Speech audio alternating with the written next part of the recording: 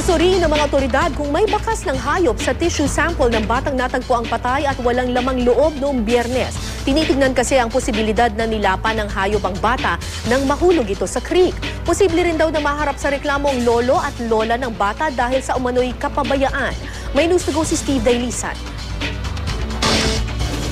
Sa skull o bungo raw ng 4 na taong gulang na si Mark Escarmosa, nakasentro ang ginagawang post-mortem examination ng PNP Crime Lab. Nais daw nilang malaman kung may fracture o basag ito. Susuriin din kung may bakas nga ng hayop ang kinuhang tissue sample ng bata. Ang teorya kasi ng Pililla Police, posibleng nilapa ang bata ng isang hayop tulad ng bayawak nung mahulog siya sa 7 talampakang lalim na creek. Pero hanggang sa maihatid sa huling hantungan ng bata, di pa rin maalis sa hinala ng kanyang mga kaanak na pinas lang ito. Ang gusto lang naman namin, lumabas yung totoo. Kung namatay ba, nahulog ba, mabigyan ng kung anong totoo. Para naman mawala yung hinala ng bawat isa sa amin. Hindi naman daw isinasantabi ng pulisya ang foul play, pero nakahihigit daw na kapabayaan ang posibleng ugat ng dahilan ng pagkamatay ng bata.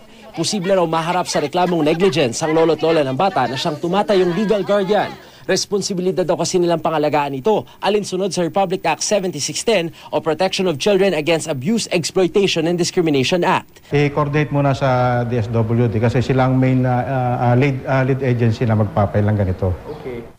Dati nang iginiit ng lolo at lola ni Mark na di naman sila nagpabaya. Steve Dailisan, GMA News.